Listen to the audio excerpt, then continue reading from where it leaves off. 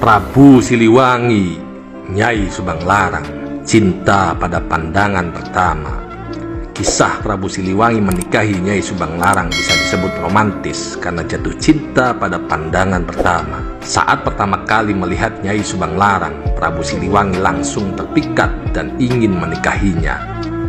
Saat pertama kali bertemu, Nyai Subang Larang sedang membaca Al-Quran.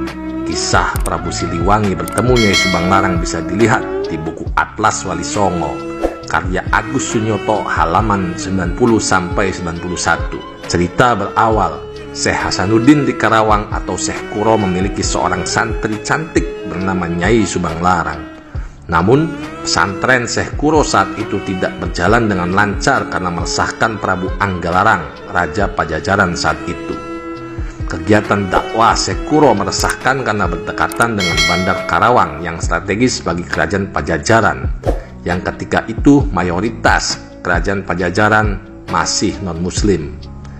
Syekh Kuro diminta menghentikan kegiatan dakwanya dan diperintah untuk meninggalkan Karawang.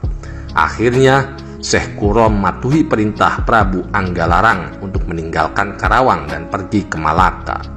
Ketika berpamitan kepada Ki Gedeng Tapa, Sah Bandar Muara Jati di Cirebon, Syekh Kuro dipercaya untuk mendidik Nyai Subang Larang. Putri Ki Gedeng Tapa itu diminta untuk diajari agama Islam di Malaka. Tak lama di Malaka, Syekh Kuro dikisahkan kembali ke Karawang dan mendirikan langgar atau musolah tidak jauh dari pelabuhan. Seperti semula, dakwah Syekh Hasanuddin atau Syekh Kuro mendapat sambutan baik penduduk setempat. Tidak butuh waktu lama, langgar itu sudah berkembang menjadi pesantren tempat penduduk belajar agama Islam. Berita tentang Syekh Kuro yang kembali berdakwah di Karawang membuat marah Prabu Anggalarang yang pernah melarang dan mengusirnya. Prabu Anggalarang kemudian mengirim putra mahkota, Raden Pamanah Rasa, nama kecil Prabu Siliwangi, untuk menutup pesantren Syekh Kuro. Namun saat sampai di pesantren Karawang, Raden Pamanah Rasa justru terpesona oleh keindahan suara Nyi Subang Larang yang sedang membaca Al-Quran.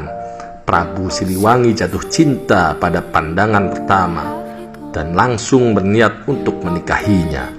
Akhirnya Raden Pamanah Rasa atau Prabu Siliwangi mempersunting Nyi Subang Larang dan tidak jadi menutup pesantren Karawang.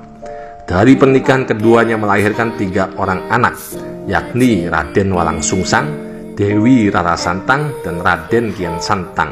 Lalu dari Dewi Rara Santang lahirlah Sunan Gunung Jati yang menjadi sultan di Pakungwati Cirebon dan juga anggota Wali Songo yang menyebarkan Islam di tanah Jawa. Keren nih Bray, kisah cinta yang happy ending.